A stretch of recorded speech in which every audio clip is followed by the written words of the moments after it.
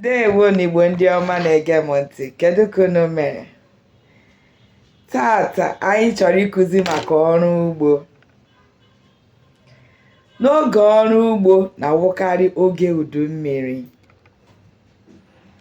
Tutu mmiri ebido zome, chetakwa na udu mmiri na-ebido na ngwụcha ọnwa nke atọ gawazie ọnwa nke anọ, ọnwa nke ise, ọnwa nke isii, ọnwa nke asaa, iru n'ọnwa nke asatọ abịa nwee obere ezumike.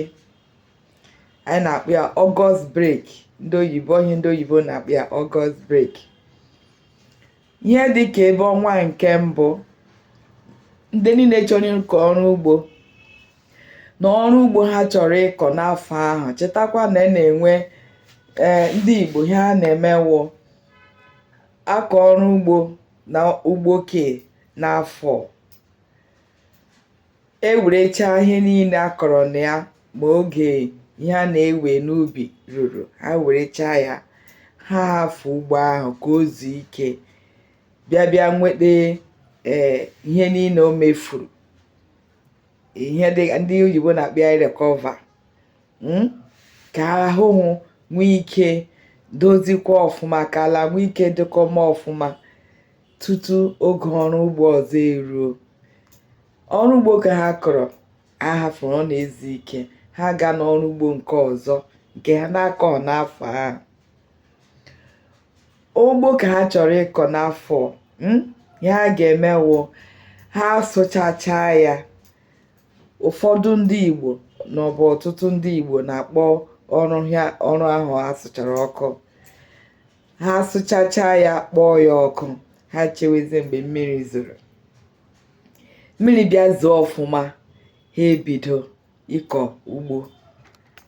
Ha kọchaa ugbo, abịa kọọ ihe dị iche iche, ma jiapụ, ma ji, ma ọka, ma ọkwụrụ, ma ose, ma ụgbọgụrụ, ma egusi, ma ụgụ.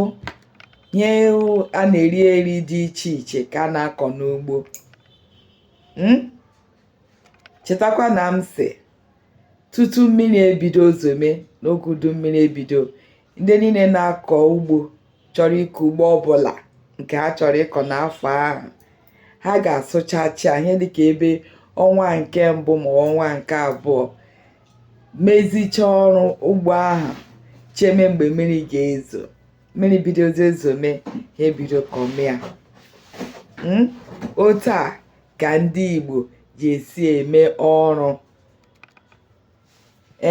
Chetakwa ihe ndị m sị a na-akọ n'ugbo, ihe ndị dị iche iche a nwere ike iri eri, ma akịdị, ma ụgbọgụrụ, ma ụgụ, ma egusi, ma jiapụ, ma ji, ma ede ka a na-akọ n'ugbo.